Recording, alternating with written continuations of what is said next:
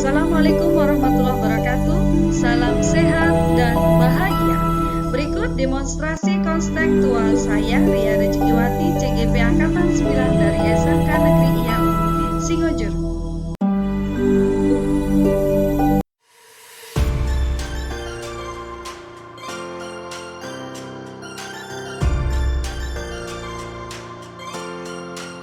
Assalamualaikum warahmatullahi wabarakatuh.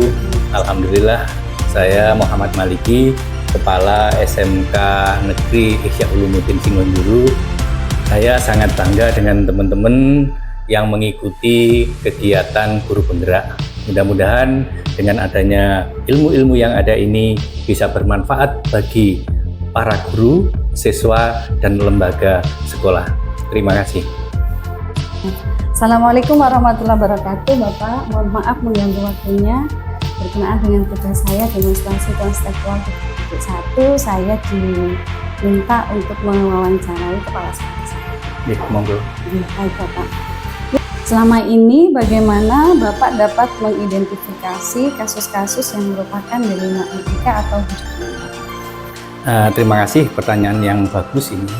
Sehingga mengenai etika, mengenai dilema moral ini, kami selalu tiap hari, kadang-kadang istirahat itu kita kumpul dengan anak-anak, kita ngobrol dengan anak-anak, sehingga anak-anak terima curhatan dan sebagainya. Itu langkah yang pertama. Yang kedua, biasanya wali kelas itu mempunyai database. Ini anak-anak yang perlu istimewa, ini anak-anak yang perlu penanganan dan sebagainya.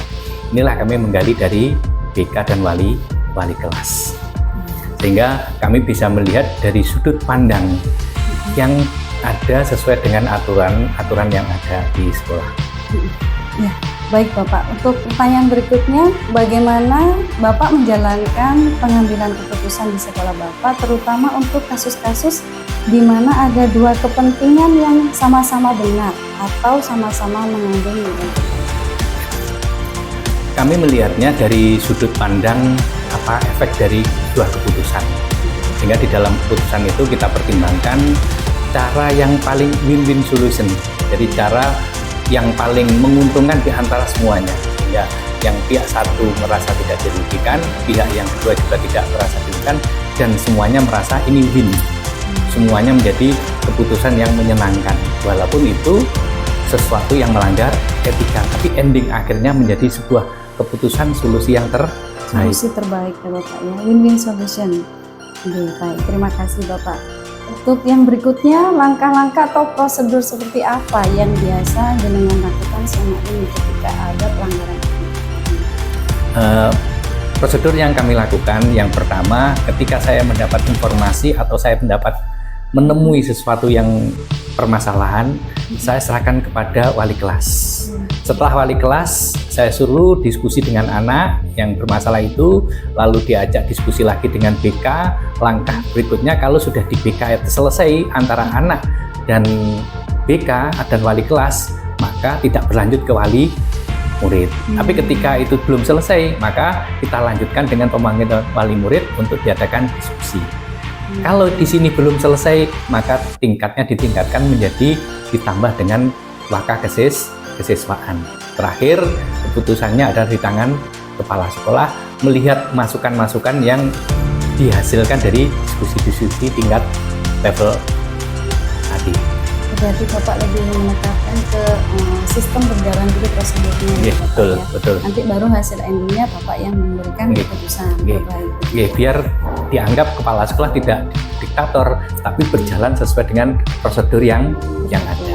Berarti membuat sistem dan prosedur. Hal-hal apa yang selama ini jenengan anggap efektif dalam pengambilan keputusan pada kasus dilema itu? Hal-hal yang jenengan anggap efektif. Yang paling efektif tadi, ketika terjadi dilema seperti itu tadi, maka kita panggil sebenarnya apa sih latar belakang dari persoalan itu. Setelah terjadi kita bisa menggali latar belakang persoalan, maka kita bisa mencarikan solusi. Oh, ini loh solusinya, sehingga nanti kita tidak salah resep atau istilahnya tidak salah obat.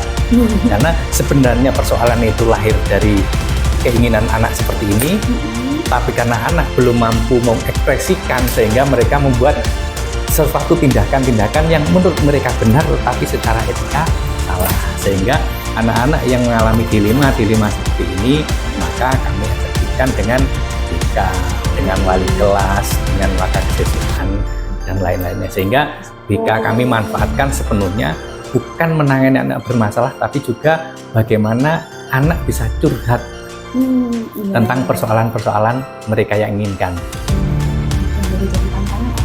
Yang pertama menjadi tantangan itu sikap anak. Jadi anak itu kadang-kadang ada mereka terbuka, ada yang tertutup, ada yang istilahnya tidak mau cerita tentang apa yang mereka alami. Yang kedua, kondisi sosial. Jadi kondisi sosial ini kadang-kadang perilaku di rumah atau kebiasaan-kebiasaan di rumah atau yang ada di sekitarnya ini juga akan mempengaruhi pada mereka. Kadang-kadang di satu daerah hal ini menjadi biasa, tapi di tempat lain menjadi luar biasa.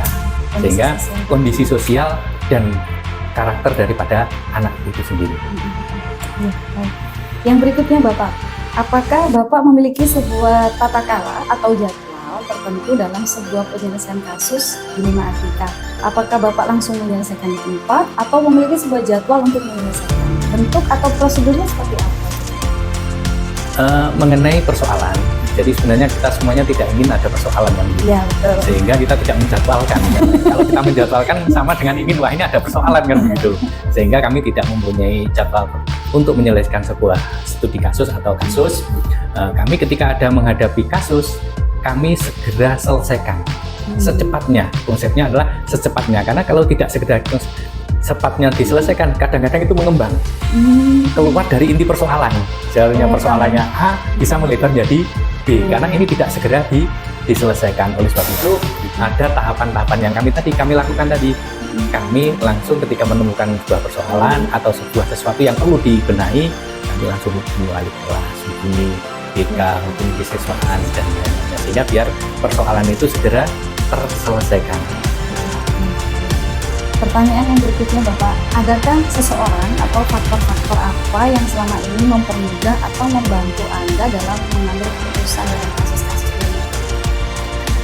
Kami di dalam mencari solusi ini memang harus hati-hati ya. Kehati-hatian ini sangat hati-hati, sehingga apa saja yang kami pertimbangkan yaitu tadi teman-teman masukan daripada teman-teman. Jadi nanti ketika ada persoalan-persoalan ini, teman-temannya anak itu bagaimana, masukan dari BK bagaimana, keinginan orang tua bagaimana dan sebagainya, sehingga ketika itu nanti terjadi sebuah keinginan bersama, menjadi sebuah keputusan bersama.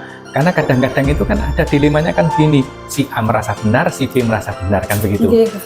Sehingga kita harus mencari alternatif ketiga, menjadi alternatif ketiga yang sama-sama merasa ini bagian daripada solusi, Karena kalau kita nanti, oh ini yang benar kamu, ini akan tidak menyelesaikan persoalan, tambah menimbulkan persoalan baru.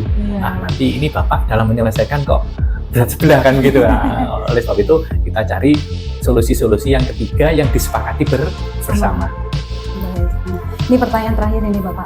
Dari semua hal yang telah disampaikan dengan tadi, pembelajaran apa yang bisa jenengan bagi dan mengalami pada kami sekolah ini?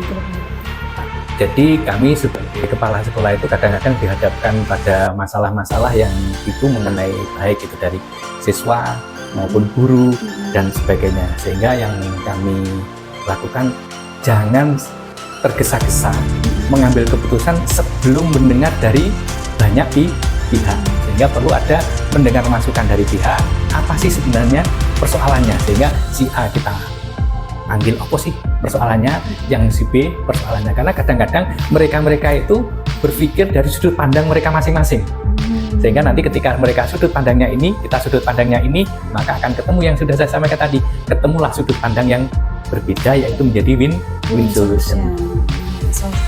Penyelesaian yang ketiga tadi, tidak memihak 1 dan 2 kata Bapak. Ini menarik sekali Bapak. Terima kasih. Win-win solution, dan juga yang saya garis bawah itu adalah latar belakang kasus yang harus dicari. Betul. Baik, terima kasih Bapak, itu pertanyaan terakhir. Terima kasih atas waktunya. Terima kasih, semangat, tetap semangat demi mengabdi kepada dunia pendidikan. Amin. Terima kasih Bapak.